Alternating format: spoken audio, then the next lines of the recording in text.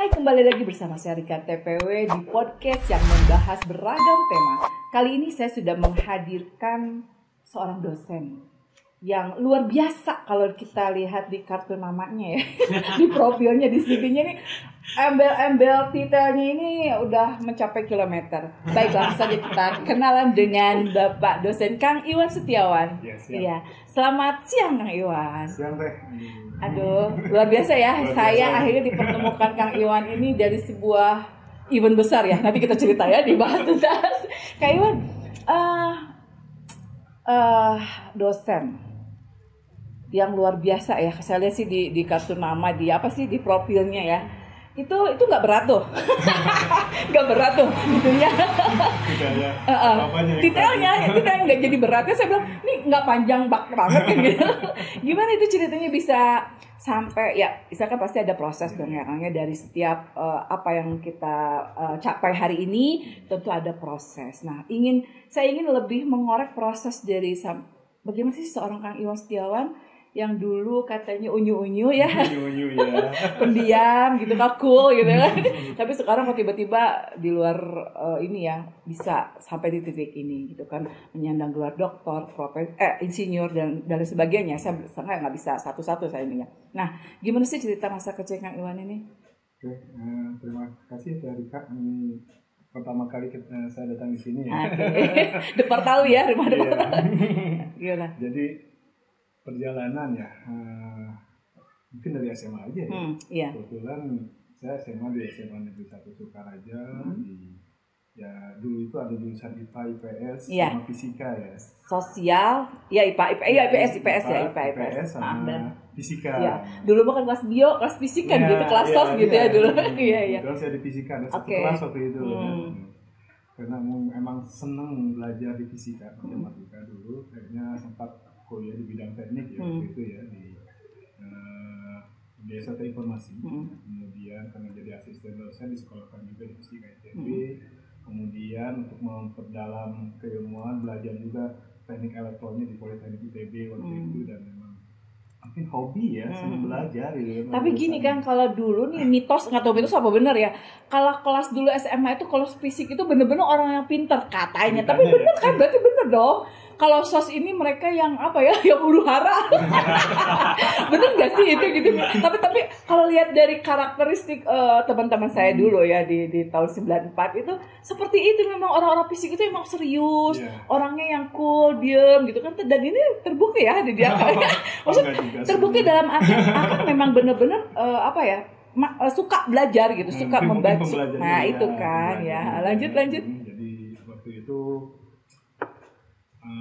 saya misalnya pendidikan S1 saya, kuliahnya ada double juga, dari pagi sampai jam 10 malam gitu kan.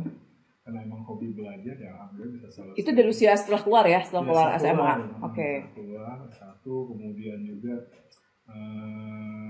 sebenarnya dalam perjalanan karir saat sebelum S1 juga, saya udah dipanggil PLN waktu itu. Karena saya membuat sesuatu nih gitu kan, teman-teman di PLN. Jadi pengalaman yang membuat suatu alat yang mungkin Erika tahu ada gardu listrik ya, yang ada tanda jet gitu, tanda ini ya. Iya, tanda PLN, logo PLN kan. Di situ ada alat yang kita buat. Terus saya dengan teman saya berdua membuat sesuatu yang memang bisa ditempelkan alat tersebut untuk mengurangi daya panas suatu mesin yang buat tagihan, itu keuntungan pemerintah dengan alat yang diciptakan itu ya mungkin bisa ratusan, bisa miliaran waktu itu. Itu di usia berapa itu? Itu tahun usia 19.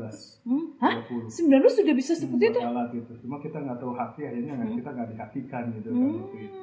Ada hak kita itu pasti. Dari situ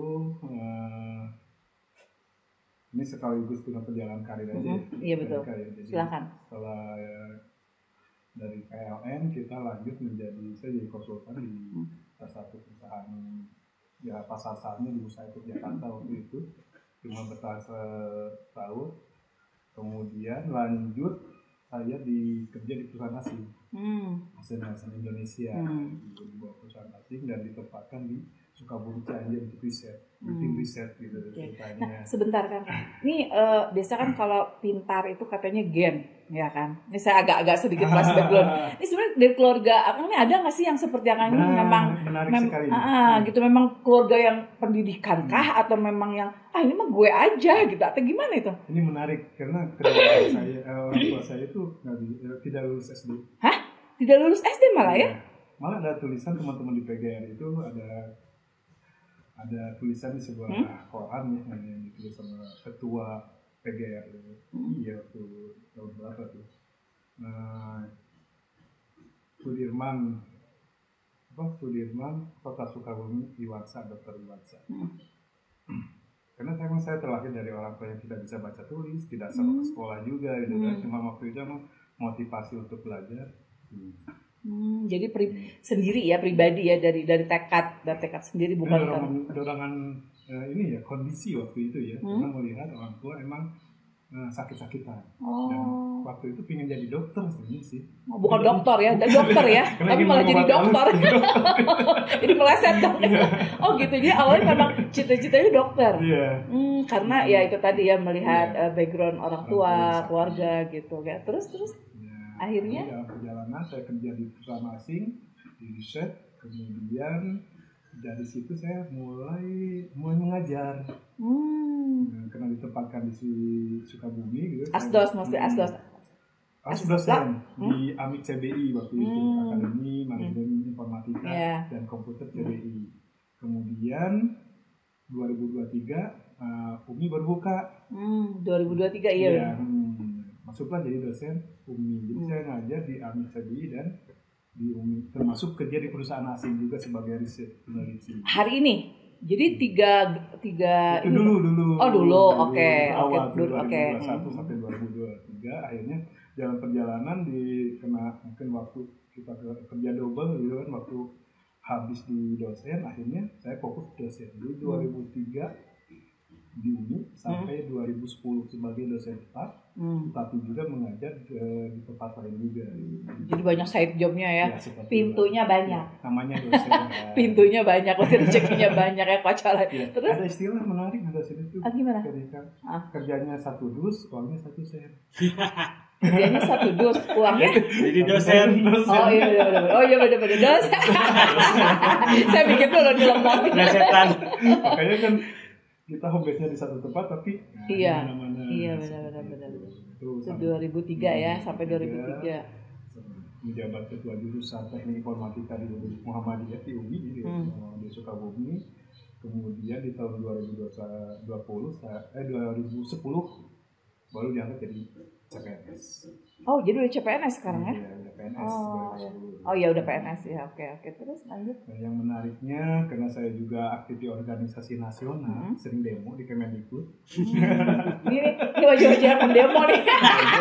Wajah-wajah pendemo seperti ini nih, orang-orang pintar. Terus akhirnya ya mungkin dengan jalannya bisa ditarik di pusat seperti itu. Jadi pertama di pusat itu sempat di Kementerian Ekonomi.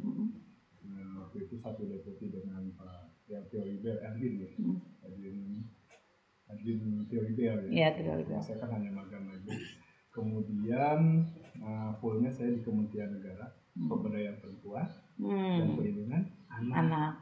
Kemudian PPA ya. Kemudian, dan sekarang masih itu di PPA? Masih. Saat ini saya di Biro Data dan Informasi. Jadi bidang IT juga sih. Dan juga itu wilayahnya mana, cakupan wilayahnya? Nasional. Oke. Jadi di pusat berarti ya. Saya kan kerja di mana? NKRI. NKRI. Karena selama kerja di sana alhamdulillah banyak pengalaman. Indonesia luar biasa gitu kan. Dalam artian benar-benar suku yang banyak, kemudian bahasa dan kultur budaya yang luar biasa. Karena saya sempat bertugas sebagai tim verifikasi atau asesor untuk penilaian kota kabupaten layak anak se-Indonesia. Jadi hampir dari 514 kota kabupaten, mungkin setengahnya pernah saya singgah. Luar biasa ya, udah berpetualang kemana-mana. Alhamdulillah itu hikmahnya di pusat seperti itu. Iya benar. Kita bisa tahu. Iya. Karena kita langsung terjun ya gitu. Sampai ke Papua gitu kan. Papua daerah yang konflik gitu kan. Walaupun kalau misalkan saya enak banget nih gitu kan, Papua itu wilayah geografisnya luar biasa. Betah kalau di sana, gimana kondisi sekarang? ini aja sih nggak Papua ya. itu Papua yang apa Jaya Mm-mm. kita di sana juga. Nah, perjalanan karir pendidikannya saya melanjutkan S2 itu di teknik informatika, di Pangla Buana Bandung. Kemudian juga lanjut S3 itu di UPI Bandung. Sebenarnya S3-nya saya dua waktu itu. Saya termasuk di Universitas Teknik Malaysia juga. Tapi waktu itu belum jalan, sehingga saya hanya menyelesaikan yang di UPI. Itu perjalanan sampai saat ini. Terus belajar, kuliah lagi. Itu nggak bosan kan? Itu mungkin kena jiwanya pembelajar ya. Iya. Seneng gitu kan begini. Orang kan kalau namanya belajar, oke lah belajar gitu. Tapi kan ada fase ya gue harus fokus nih di misalnya di dunia lain misalnya. Ini enggak ya, dia terus belajarnya sampai hari ini. Luar biasa ya. Nah, kan diproses juga. Diproses sama istri. Nah itu menikah. Lagi ngapain? Lagi ada kuliah nih. Ngapain lagi kuliah lagi gitu kan? Itu nggak cerita sama istri, nggak ada izin? Hah? Sebelumnya ya seperti itulah. Ya lah, gitu. Udah kuliah ini baru. Udah melanggar ini pelanggaran ini. Itu nikah tahun berapa? Nikah 2023. 2000. 2003. Kaget aku. 2003. 2003. Iya, 2003. Kaget 2003. Kemarin dong gitu. 2003 ya. Berarti dari 2003 ini akan tetap menimba ilmu ya, terus belajar dan bekerja di beberapa waktu untuk keluarganya. Kapan? Nah itu makanya tadi kan diprotes sama istri juga nih, satu waktunya ibu ini masih kuliah sampai sore gitu kan. Iya. Tapi selama kuliah gitu, istri dibawa apa akan pulang? Saat ini posisi kan ada kebijakan ada yang hibrid ya modelnya, jadi masih di rumah sih masih aman gitu. Oh gitu. Saat kalau dulu karena istri saya juga dosen. Oh istri dosen juga. Dosen di mana? Oh di Muhammadiyah, di UMI juga. Ya. Jadi saat ngambil S2 saya ngambil S3, istri ke Jakarta gitu kan, berangkat bareng dari rumah, saya ke Bandung. Itu luar biasa ya, berarti udah satu frekuensi dong ya. Jodoh itu tadi ya apa yang jadi kita ya, itu di jodoh kita gitu ya. Nah Kang, apa sih yang menginspirasi Akang untuk mendalami bidang teknologi dan sistem informasi? Apa sih gitu yang menginspirasi kok tiba-tiba ya maaf kata mungkin dulu nggak ini sekarang. Nah kenapa kok bisa kepikiran itu gitu? Sebenarnya apa ya, ini menarik juga nih pertanyaan ini. Karena emang di SMA di SMA saya udah menjadi pengajar di lembaga pendidikan komputer. Pajajaran tuh pernah yang itu hack di atas. Iya. Saya udah jadi pengajar. SMA. Pada saat SMA? Kelas 2, kelas 3 udah ngajarin. Serius? Iya, serius itu. Oh, ya Allah. Terus? Saat masuk kuliah itu saya nggak tahu kalau informatika itu komputer. Terus? Kalau tahu pas masuk lah komputer lagi. Tadi pengen mau yang lain gitu kan. Nah, di komputer lagi gitu kan. Jadi ya mungkin dari situ ya. Mungkin emang udah jalannya ya.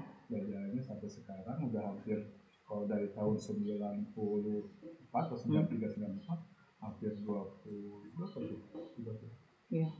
tahun di bidang IT. Betul udah ngelotok banget berarti ya. Kalau untuk IT berarti ya, IT ya, iya dong. Harusnya sih seperti itu ya. Tapi iya kan? Harusnya ya. Tapi iya kan? Harusnya iya. Tapi mungkin karena ada ilmu-ilmu lain yang masuk, iya. akhirnya. Ada masa jenuh juga sih. Kenapa? Ada masa jenuh juga. Oh gitu. Makanya mencari bidang lain kan. Kita lebih ke pendidikannya gitu kan. Makanya saat ngambil S3 juga di UPI walaupun jurusan administrasi pendidikan, saya tetap ngambilnya ke sistem informasi pendidikan. Tetap ada itunya ya, nggak jauh-jauh. Nah, terus pendidikannya. bagaimana sih pandangan Akang nih tentang perkembangan teknologi di dunia pendidikan? Ya kan, beda dong zaman dulu kita, zaman old sama dengan zaman sekarang. Apa sih yang menurut Akang nih pandangan Akang? Ya, sebenarnya dengan kondisi sekarang kan kita masuk di industri ya 4.0 ya, Iya. kita mengenalnya seperti itu ya. Dan juga Jepang mengeluarkan konsepnya dengan Society 5.0 gitu kan. Nah, dengan konsep pembelajaran yang mengacu ke industri 4.0 otomatis dunia pendidikan itu akan menjadi apa ya istilahnya ya, lebih apa ya, mengutamakan ke IT-nya gitu kan. Iya, Padahal IT itu hanya sebagai tool. Okay. Hanya sebagai tool kan, hanya sebagai pembantu saja. Iya. Nah, makanya pemerintah Jepang saya salut dengan konsep society limited. Jadi yang mengendalikan teknologi itu bukan fungsinya bukan alat, tetapi bagaimana manusia yang mengendalikan. Human. Jadi humannya. Nah, di dunia pendidikan, ada beberapa konsep saat ini memang untuk pembelajaran itu kita bisa virtual. Saya juga sempat dengan teman-teman untuk buat sekolahan yang sifatnya virtual, siswanya di seluruh Indonesia, tapi hanya menggunakan virtual reality. Itu sudah ini. Sudah ada. Seperti ini sudah ada di, nggak salah di SMK di Bandung sudah. Kalau untuk kamu sendiri? Belum ada. Oke. Belum ada. Rencana malah mungkin rencana ke depan karena saya sudah membuat konsep sekolah dengan ada virtual di jalur itu. Rencana seperti itu. Sekolah juara. Dan itu ya diharapkan bisa inilah untuk Kota Sukabumi terkait dengan basisnya ke sains dan ke teknologi. Sains dan teknologi. Nah terus? Jadi emang ini saat ini kondisi saat ini gitu kan, berapa negara gitu. Karena kan itu udah murid itu udah nggak bisa lepas dengan fisik. Gitu. Iya benar, nggak bisa lepas ya. Sekolah-sekolah juga kan gitu kan, walaupun saya di kementerian juga sama deh. Sempat kita buat ada ini ya, karena saya buka subjek pendidikan di kementerian. Kita dengan Kementerian Agama, Kementerian Kominfo, kemudian ke Kemendikbud dan Kementerian PPA membuat SK bersama terkait dengan pengaturan untuk penggunaan gadget. Nah itu benar-benar. Karena ada kekhawatiran sangat khawatir sudah. Dan kita juga ada software yang bisa diinstalkan di gadget siswa, jadi orang tua bisa monitoring apa yang dilakukan. Iya makanya aktivitas apa gitu kan, atau WA gitu iya, kan. Benar. Itu ada software. Jadi tingkat kekhawatiran orang tua di rumah itu sudah kalau di diistilahkan udah stadium berapa gitu loh. Karena kita nggak bisa ngapa-ngapain. Orang kita zaman old beda dengan zaman sekarang. Nah kita mengimbangi mereka dengan apa? Ya kan gitu kan. Nah berarti nih orang-orang yang seperti Akang ini nih yang harus punya inovasi atau gagasan atau ide yang bisa gimana nih caranya untuk memberikan solusi terhadap kekhawatiran ini kan? Sebenarnya kalau secara keilmuan memang sih dari vendor juga termasuk YouTube, kemudian Google sebenarnya mereka ada untuk pembatas ya.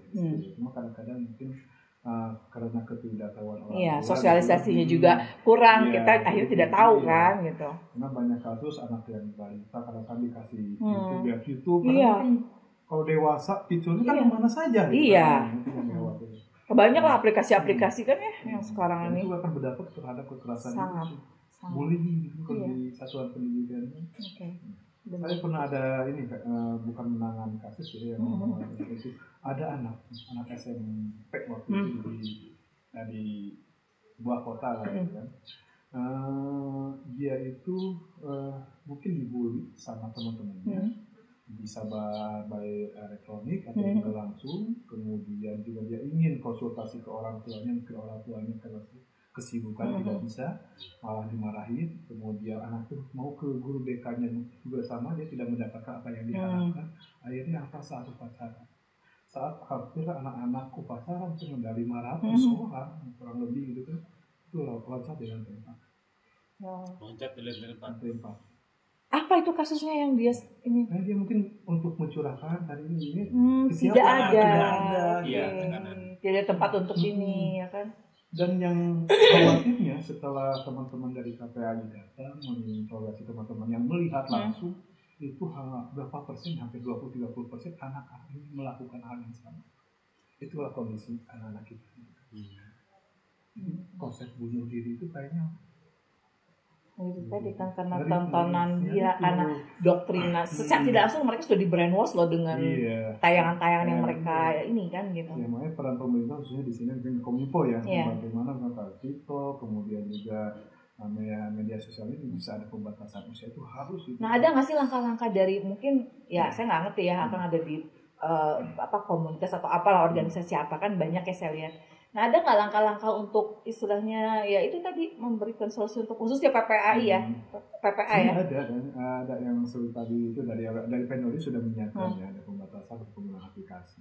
Kemudian sini yang paling penting hanya kembali ke keluarga, yang namanya pengasuhan kedekatan keluarga. Tetap walaupun sesibuk ya orang tua di rumah, tetap harus ada komunikasi. Harus aware ya dengan kondisi anaknya. Terus kadang-kadang anak itu pulang sekolah ada nggak? Atau kita lihat ke diri kita sendiri ya sebagai orang tua, apa yang kita tanyakan? Kadang-kadang kalau dulu saya kan ada PR nggak, ada gitu ya, gimana ujiannya, nilainya berapa gitu kan.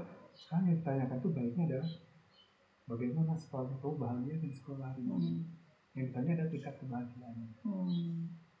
Nyaman nggak? Pernah saya juga ada informasi di Sukabumi, itu ada anak SD yang disekolahkan di salah satu SD, mungkin bisa dikatakan karena dia orang tuanya mampu, sekolah terkenal gitu kan, anaknya nggak nyaman. Malah nggak nyaman gitu, kalau fasilitasnya luar biasa. Alasannya apa katanya nggak nyamannya? Ya dia merasa nggak nyaman aja di sekolah. Sehingga potensi dia tidak tergali. Kemudian akhirnya berarti nggak jadi jaminan juga ya kan? Dia tertarik dengan PKBM. PKBM yang sekolah masyarakat itu. Waktu ada di, kalau nggak salah, di Cikole, dia tertarik dengan itu. Akhirnya apa? Anak itu punya potensi besar, dia juara untuk tingkat panahan wilayah Bogor Sukabumi. Apa yang dilakukan oleh pendekatan? Bagaimana guru bisa mendekati siswa? Ibaratnya itu sentuh hati siswa itu.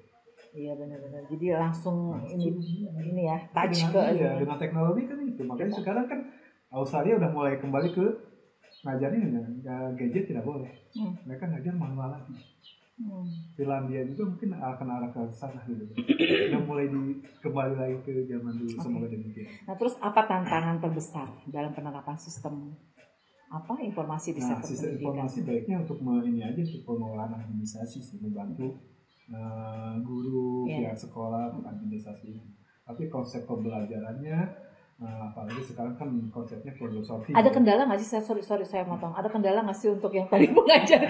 Ya kan dulu kan seperti itu, ya kan benar nggak sih? Tiba-tiba dong harus guru dituntut mau nggak mau, suka nggak suka wajib. Nah itu ada nggak sih kendala? Kembalinya adalah SDM. Kalau yang mungkin guru-guru yang milenial gitu kan mungkin biasa, tapi guru-guru yang yang sudah sudah senior lah ya, yang memang mereka tidak pernah mengalami sistem seperti itu gitu, akhirnya dituntut. Nah itu seperti apa itu? Karena saya juga guru teh. Oh gitu. Jadi PNS pertama saya itu saya sebagai guru SMP. Oh guru SMP malah ya? 10. SMP 10? Iya. Oh gitu. Dan saat saya ngajar dapat jadwal itu kelas 7. Yang saya ajarkan waktu itu TIK. TIK apa? Teknologi Informasi dan Komunikasi. Karena saya kebiasaan mengajar di perguruan tinggi, saya bingung. Ini saya ngajar gimana caranya gitu kan? Saya takut ketinggian cara penyampaiannya gitu. Saya sempat awal-awal seperti itu gitu. Tapi bisa mampu. Bisa, karena anak-anaknya bisa ngikutin ya kan dengan teknologi yang sekarang TIK ini. Waktu itu yang jadi mata pelajaran yang disenangi juga. Jadi, gitu. Sebelum jamnya anak-anak udah kumpul di laboratorium. Iya benar-benar. Terus ini apa? Tadi kan tantangan ya. Pandangan Kang sebagai ya terserah lah kacamata Kang, itu dari sisi dosen atau apapun itu ya, tentang perkembangan teknologi di dunia pendidikan saat ini seperti apa? Ya kalau untuk teknologi informasi pendidikannya emang karena sesuai dengan tren teknologinya, saya kira akan terus berinovasi pembelajaran. Kalau dulu kan kita ibaratnya itu perbedaan guru dengan siswa itu, guru mungkin malamnya belajar, kita belum tahu ya. Sekarang anak-anak kita yang lebih dulu belajar daripada gurunya kan, karena teknologi yang benar, tinggal browsing, anak-anaknya tinggal ini kan gitu. Konsep pembelajaran ada Mbak Google. Guru itu bukan ini hanya mendampingi aja, mengarahkan. Lebih ke mengarahkan. Teknologi pendukungnya, saya dengan teman dulu, karena saya punya tim juga, saya sempat menawarkan, karena saya aktif juga di Pusat Teknologi Informasi dan Komunikasi Kemendikbud waktu itu, menawarkan konsep pembelajaran dengan 3 dimensi 3D. Jadi guru itu dengan membawa barcode saja, ditembak sama komputer kameranya gitu kan muncul kayak 3 dimensi. Misalkan kita belajar pohon utuh gitu kan. Nah, kemudian daun keluar sampai ke titik di dalam batang itu muncul. Ini namanya ini berbasis 3D dulu sempat 2000 12 kita tawarkan. Sukabumi. Di kementerian. Oh, di kementerian, tapi belum akhirnya. Tapi tidak terimplementasi ke tiap wilayah. Ya, perjalanannya saya tidak tahu, tapi kita punya konsep seperti itu. Hanya baru konsep, ya, belum itu bisa. Ya, waktu itu. Ya itu, saya kira waktu itu udah sangat luar biasa. Guru hanya bawa ini aja barcode saja. Iya.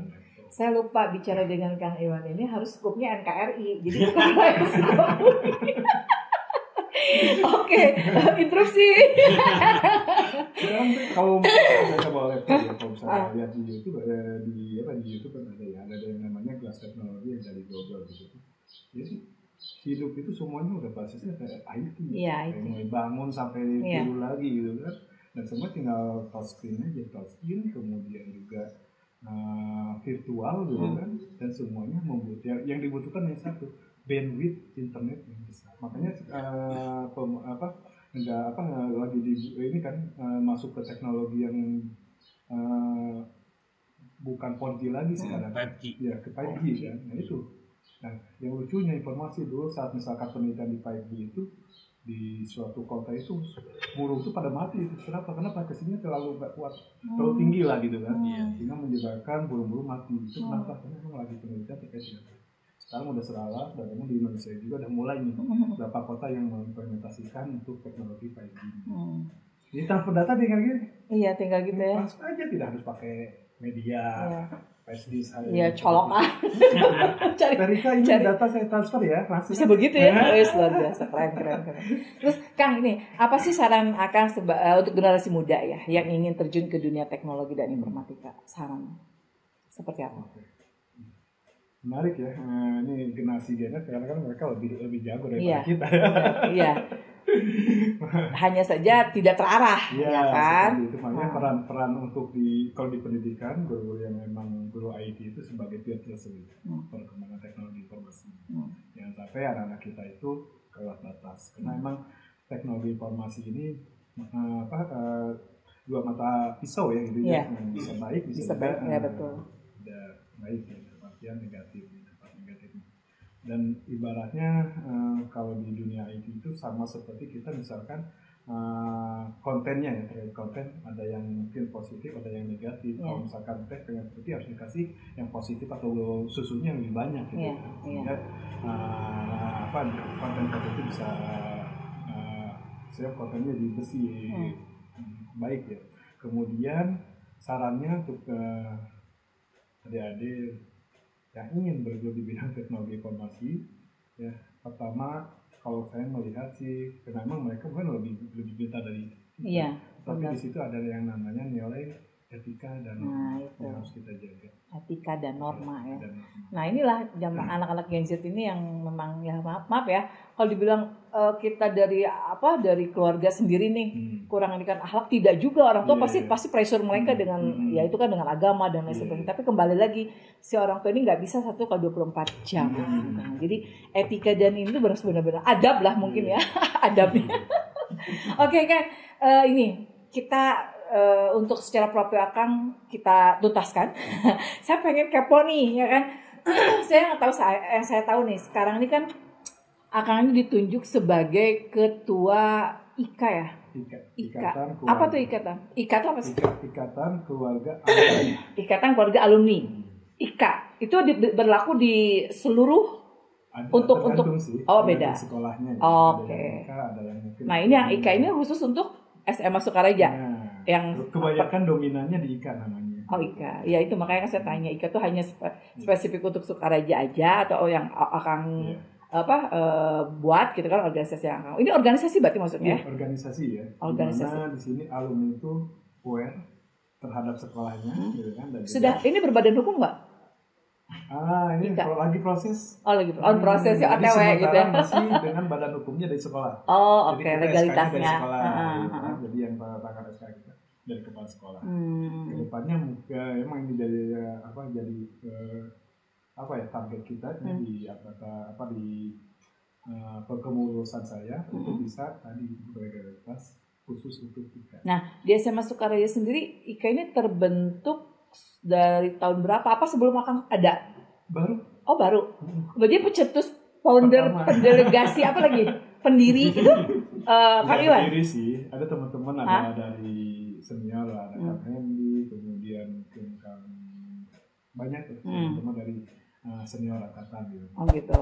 Cuma waktu itu dalam perjalanan mencalonkan diri ada berapa orang, kemudian ada yang mengundurkan diri, termasuk saya tadinya juga mengundurkan diri karena kesibukan kerja gitu kan, dan posisi kan ada di Jakarta, jadi nggak bisa fokus gitu kan. Tapi dari senior saya kan udah aja saya tetap maju aja gitu kan. Itu berdiri tahun berapa? 2024. 2024 baru dong? Iya, baru. Oh baru? Enggak lah, 2024. Oh enggak. 2000 salah dikit kalau nggak salah. 2021. Iya, kok saya ya? enggak lah, enggak 2024 kayak tahu aja.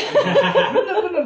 Iya kan? Tahun kemarin Iya, 2024 2024 kemarin. 2021 sampai 2027. Berarti itu 5 tahun kepengurusan. Iya, soalnya gini, pernah ada yang sounding saya juga kan waktu itu untuk gabung di IKA. Saya bilang IKA ini apa gitu kan. Kebetulan kita sama-sama satu alumni di Sukaraja ya.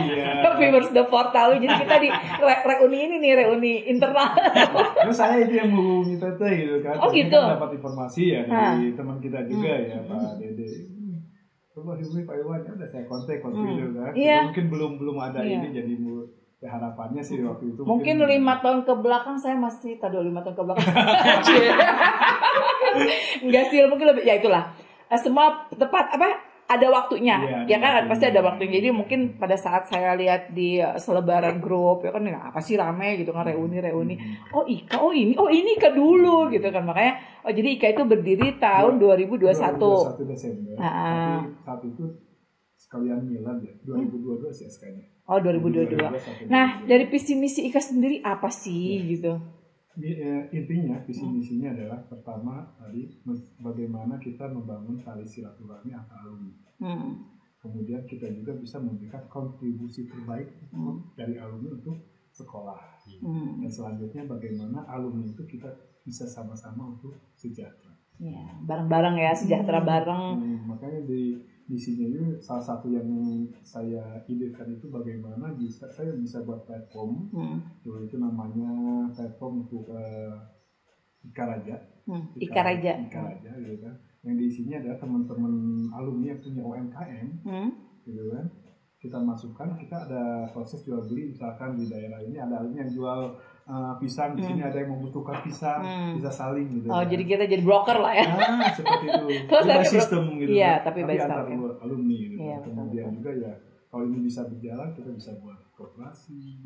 Kebetulan saya juga dulu dekat dengan beberapa perusahaan di Jakarta gitu kan, untuk bisa misalkan mendistribusikan produksinya ke teman-teman. Nah sekarang dari sekian wacana program, apa program IKA sudah berjalan? Saat ini yang sudah berjalan, pertama kegiatan rutin kita di Ramadan. Kita ada yang namanya IKA Berbagi. Semoga tahun ini bisa. Harus lah. Bisa ya. Harus lebih ini ya. Dan ikut ya. Ya. Di alun-alun, kemudian di belokan Sukaraja. Karena momentumnya pas, jadi kita akan sosialisasikan program itu dengan acara reuni nanti kan gitu. Reuni itu kan tanggal berapa? Tanggal 23 sih. 23 ada pentas ya, ada lomba-lomba. Nah kan kita bisa sosialisasikan itu program-program yang istilahnya yang bisa digarap jangka panjang jangka pendek lah kan. Nah, yang jangka pendeknya ini yang kita harus realisasikan di bulan puasa ini ya kan. Selain itu alangkah ini sekedar ini nggak apa-apa ya kita ngobrol sharing lah ya, karena saya juga merasa saya juga alumni dari Sukaraja, saya sangat mencintai ya sekolah saya waktu dia punya memori indah lah Sukaraja itu kan gitu. Jadi ada baiknya kan kita pada saat nanti ada program itu Kang, ini interupsi aja nih, masukkan aja kita rekrut tuh UMKM kecil ya kan, kita nggak usah beli dari yang lain tapi kita beli dari rekan-rekan kita sendiri alumni gitu, itu kita bagikan lagi. Jadi kan ininya saling menguntungkan gitu kan, jadi tidak ada ini memanfaatkan tapi manfaat yang positif kan gitu gitu seperti itu. Mungkin nanti itu ya bisa jadi wacana. Bisa yang bagus juga dari kita. Jadi emang insya Allah di tanggal 2023 itu kita ada pendataan. Ya itu teman-teman harus didata yang punya apa. Kayak saya nih, data dong podcast saya punya podcast. Kita data nih gitu kan. Iya dong. Secara konsep slogan kita ini kita itu sinergisitas maju bersama. Apa slogan sinergitas Maju maju bersama. Oke, siap lah. Kalau begitu kita maju bareng-bareng, maju bareng-bareng. Karena gini Kang, saya lihat, saya nggak tahu sih ya, kalau di angkatan saya ya di angkatan saya aja banyak kan gitu, apalagi mungkin dari kalau kita kumpulin gitu pasti banyak lah. 32 angkatan loh. Ya, sekarang aja ya dari pertama ya. Iya. Dari pertama ya. Tapi unik loh, saya ada cerita loh dengan Sukaraja ini. Dulu banget, mama saya tuh kan masuk saya tuh kayak SMA 3. Nah, ya kan sekolahnya sore kan, SMA 3 petang. Ya saya sekolah merasa di SMA 3 dong. Harapan saya pada saat keluar ijazah saya SMA 3. Tapi tiba-tiba pas dari saya SMA Sukaraja. Mama saya bilang, "Rik, mama perasaan masuk kira-kira ke SMA 3. Nah, kenapa dia di ijazah jadi SMA Sukaraja?" Nah itu sampai hari ini belum terjawab tuh.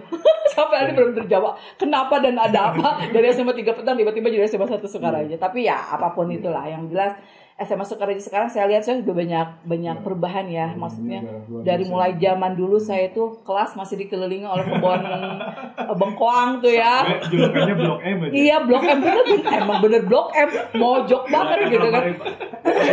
Tapi sekarang udah rame kan. Udah rame. Makanya selain tadi visi misi, program, apa sih yang menjadi harapan dari IKA sendiri, bukan secara personal. Kalau ya nama organisasi kan ada ketua dan jajaran. Tapi untuk organisasi yang akan bentuk ini IKA, apa sih harapan dari IKA sendiri untuk dengan adanya IKA ini gitu loh? Selain visi misi ya. Iya, jadi tadi kan mungkin kembali lagi sebelum ke sana ya. Tadi salah satu kegiatan kita ada IKA berbagi, kemudian kita juga tiap tahun itu ada futsal sih. Ada apa? Futsal. Itu antar alumni. Oke. Perwakilannya. Berdengar saya? Iya. Oh gitu. Ada tiap tahun. Gitu. Cuma tahun ini harusnya diadakan kemarin November. Jadi tadinya mau Februari ini, terus ada isu. Jangan Februari karena ini mau viral, tapi panitianya kerepotan, mungkin mundur lagi. Gitu. Ya mungkin juga tidak hanya untuk yang laki-laki, mungkin bisa yang perempuan juga loh, yang perempuan. Semoga bisa terus. Kemudian program selanjutnya juga kemarin saat bencana, alhamdulillah kita mungkin dari teman-teman alumni sekolah kita juga banyak terima kasih gitu kan, peduli terhadap bencana yang Cianjur. Ada ya? Sampai dua kali ke sana mengirim bantuan. Hasil dari teman-teman alumni kita. Kemudian ya yang temu alumni ini salah satunya sebenarnya konsepnya awalnya temu karya alumni tadi tadi ya. Ini juga akan menjadi kegiatan rutin sebenarnya. Harus itu. Kang, sebentar saya potong, saya suka lupaan orangnya. Jadi gini, ini kan alumni ini kan tersebar. Ya, tidak hanya skupnya wilayah Sukabumi saja, tapi sudah mungkin di luar Jabodetabek, di luar pulau pun gitu kan. Nah, kiat-kiat nih solusi dari IKA biar semua informasi itu bisa sampai. Contoh lah, saya aja di Sukabumi nggak tahu loh ada program futsal apa tadi. Nah itu gimana itu? Ya kan berarti kan harus ada sesuatu pembenahan ya. Misalnya gini loh, bukan kita mau mengkritik, tapi lebih kepada aware lah dengan yang lain yang di luar ini, tidak hanya sebatas yang di Sukabumi saja ya kan. Nah gimana nih kiat-kiat Akang dari IKA sendiri, kan Akang jago di IT nih, bagaimana caranya biar supaya yang alumni di luar pulau pun bisa tahu informasi dari Sukaraja ini, apa yang sudah Akang lakukan? Pertama kita punya media sosial, ada di FB ada. Oh gitu. Iya pernah saya gabung juga. Kemudian tapi kan tidak semua juga memakai FB kan. WA group. Saya belum masuk tuh. Belum masuk, tapi harus dimasukkan ya, supaya kompornya lebih hangat ya. Terus? Kemudian sempat kita buat website. Website untuk IKA ya, khusus IKA gitu kan, yang dimana kedepannya saya pengennya website ini untuk pendataan alumni. Database ya. Database alumni itu yang kesulitan. Kesulitan database. Makanya kita bentuk di susunan kepengurusan itu ada koordinator. Kita kejar koordinator yang memang bisa aktif ya, kayak kalau di kelas aku si Dewang loh. Bro Dewang luar biasa yang bisa mempertemukan kita kan di sini. Jadi harus ada orang-orang koordinator seperti itu Kang, untuk bisa terus bersosialisasi. Misalkan dari satu angkatan tuh berapa ratus orang sih? Kurang lebih 200 lah. Kurang lebih ya. Tuh kan dari sekian angkatan udah berapa ribu. Karena kita ada ini, kita lagi bangun masjid sih. Di mana? Sekolah itu. Oh gitu. Makanya hitungan saya masjid itu akan bisa dengan 30 angkatan minimal 50 orang alumni nyumbang 50.000 aja. Tuh. luar biasa kan. Itu bisa tuh selesai, kasihan ada di kelas kita kalau Jumatan tuh sampai keluar gitu. Nggak sama ini sih. Sudah berapa ini progresnya sekarang? Progresnya paling masih 60%. Oh, masih jauh ya. Nah itu tadi lah mungkin nanti ya kalau diperkenankan. Jadi gini loh, tadi kan program ya. Di alumni kita tuh kan tidak hanya melulu UMKM ya kan. Dari seni budayanya juga ada. Contoh di alumni apa di angkatan saya itu banyak ya yang orang seniman juga ya. Akhirnya mereka jadi dunia masuk ke dunia seni lah gitu.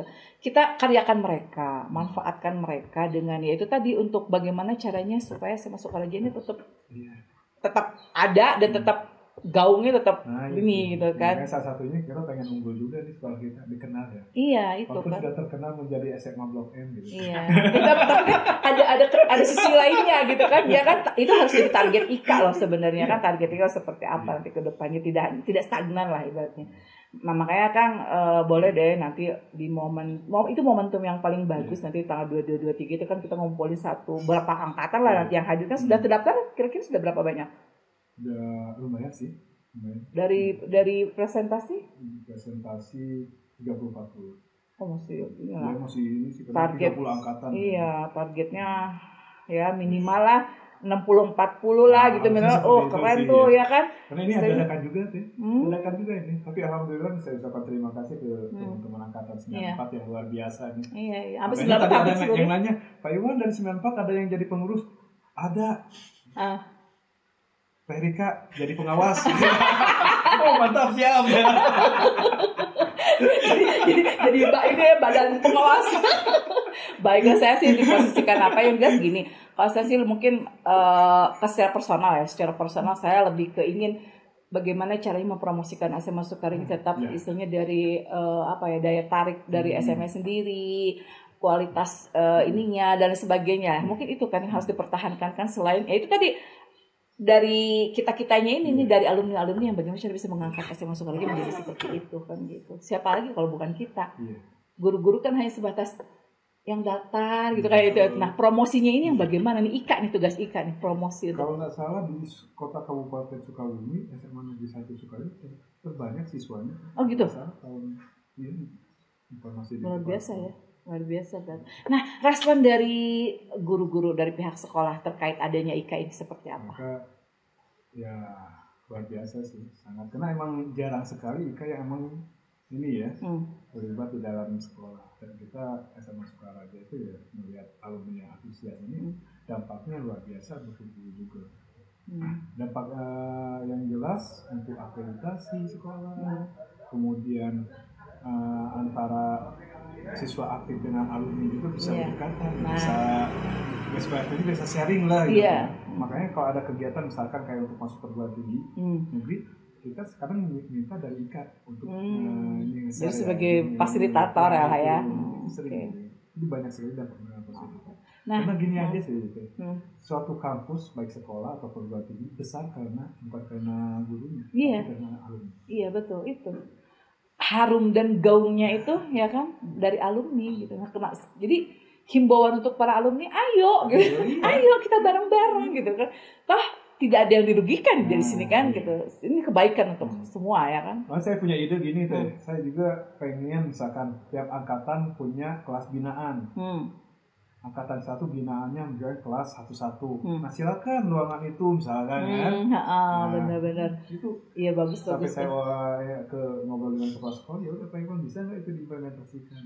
Ya emang harus dikumpulkan semua sih. Minimal ada perwakilan dari tiap angkatan ya kan. Pasti ada suhu biasanya kan dari tiap angkatan ada suhu. Ini orang yang bisa proaktif kayak gitu. Itu harus kita cari tahu orang itu. Nggak mudah memang karena sudah pisah jarak dan waktu ya kan. Biasanya tapi database di sekolah lengkap loh. Kita masih kesulitan. Dulu kan ada buku apa tuh namanya? Alumni. Iya, apa sih namanya buku alumni ya? Ada sih. Saya harapkan seperti itu sih. Memang kita punya database alumni gitu kan, sehingga kita bisa mendata dulu saat kegiatan, saat ada sesuatu juga bisa tahu ini misalkan kalau nggak salah Ramadan kemarin kita mendata nih. Misalkan anak yatim dari alumni kita kasih ini ada walaupun nggak besar gitu, ada kepedulian dari alumni. Iya betul. Seperti itu.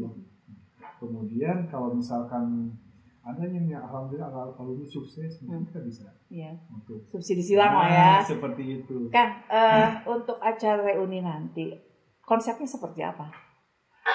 Konsepnya awalnya emang kita nggak terlalu besar sebetulnya gitu kan, dan saya juga ke teman-teman panitia itu tadi, saya bukan hanya sekedar ketemu udah selesai. Nah gitu. Euforia doang gitu kan, cuma happy selesai gitu, nggak ada ya. Tapi lebih kepada outcome gitu kan, ada hasil. Makanya saya ingin minimal kita bisa mendata lah teman-teman. Jadi kita punya database. Kemudian juga kan kalau misalkan ada satu rencana untuk pelatihan, misalkan teman-teman yang ingin misalkan punya keterampilan di bidang apa gitu kan, bidang masak-memasak, bisa share untuk teman-teman, kita buka kelas gitu kan. Ya, seperti itu. Kayak Pak Yosef kan di bidang grafis itu bisa aja desain untuk teman-teman. Iya Pak Yosef. Seperti itu kan ya. Kemudian istri saya alhamdulillah seneng masak-memasak, bikin mie ayam dan sebagainya. Dia bisa jadi instruktur, siapa ada kelasnya. Jadi tadi kembali lagi ke slogan tadi, sinergitas maju bersama. Jadi konsep acara nanti itu ya seperti itu ya. Jadi kita ada outcome-nya lah, hanya euforia aja ya. Nah untuk rundown-nya sendiri itu 2 hari, 23 apa 23 aja? 23. 2 hari Sabtu. Hari Sabtu itu kita ada lomba menggambar untuk anak-anak. Anak-anak alumni. Ya, anak-anak alumni, pokoknya anak-anak aja. Umum. Ya umum lah di kota kabupaten. Kemudian ada fashion show juga anak-anak. Mungkin ditambah dengan siswa aktif. Tapi di hasil misalkan kalau di siswa kan ada prakarya ya gitu kan, itu yang ditampilkan. Itu tanggal 22. Kalau tanggal 23-nya? Nah itu kita full, kita back to kampus ceritanya. Back to school gitu ya. Ya back to school ya. Ke kampus ya. Jadi seremonialnya di tanggal 23. Jadi alumni yang diundang tuh lebih kepada tanggal 23-nya mungkin ya, euforia seremonialnya ya. Oke. Jadi rundown-nya sendiri tanggal 23 apa aja? Ada senam sosialisasi terkait dengan bullying ya, Satuan Pendidikan. Kemudian mungkin tadi ada pentas-pentas. Oh gitu. Ada musik katanya, ngundang musik juga. Ya teman-teman lah gitu. Nah, untuk ini sendiri yang tadi kan kita selalu bahas UMKM, itu ada disediakan stand atau? Ada stand. Mereka berbayar atau bagaimana? Itu stand alumni sih. Memang sih hanya kontribusi. Lebih ke kebersihan lah ya, uang kebersihan dan sebagainya. Jadi tidak memberatkan lah intinya kan, tapi kita memberikan ruang ya kan, dan ininya untuk mereka. Itu 2 hari deh. 2 hari untuk yang stand ya. Itu juga hampir 22 stand kalau nggak salah. Sudah terisi. Sudah. Oke. Berarti sosialisasi dari reuni tetap masih gencar ya? Masih gencar. Oke. Jadi, tadi ada tiket katanya. Tiket berapa itu? 10.000. Hanya 10.000 saja. Itu kembali lagi ke kita juga buat minum dan makan. 10.000 kan buat minum dan makan. Oh ya? Wow. Maksudnya makan snack ya, bukan berat ya. Snack box gitu. Jadi pas welcome drink aja ya. Mungkin saya kayaknya itu minimal minum mungkin ya. Oke. Seperti itu. Jelas jangan sampai memberatkan sih awalnya. Iya betul. Kita sebisa mungkin cari sponsor.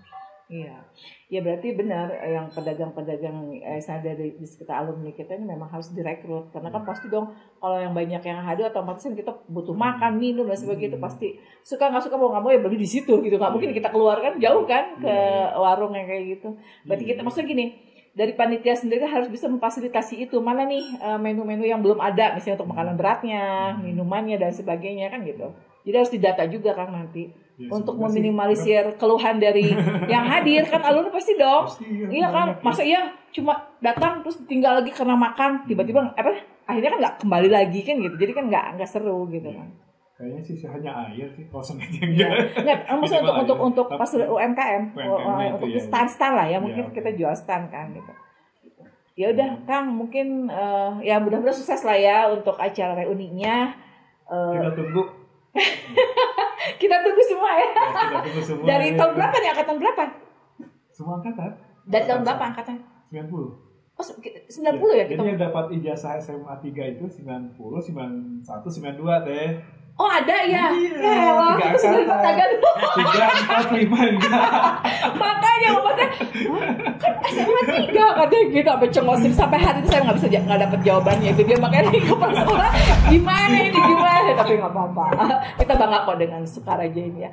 Oke, Kak Iwan terima kasih udah hadir di podcast The Portawi. Sukses juga untuk seluruh apa yang tadi ya, proses perjalanan karirnya yang begitu banyak pintunya gitu. Saya sendiri sampai kebingungan ngobrol sama Akang, kayaknya saya nggak bisa naikin Akang. Makanya saya alihkan ke Ika, karena memang di Ika sendiri kita ada acara ya. Saya juga menjadi bagian dari alumni Sukaraja. Mudah-mudahan sukses acaranya di tanggal 22, 23 ya Kang ya.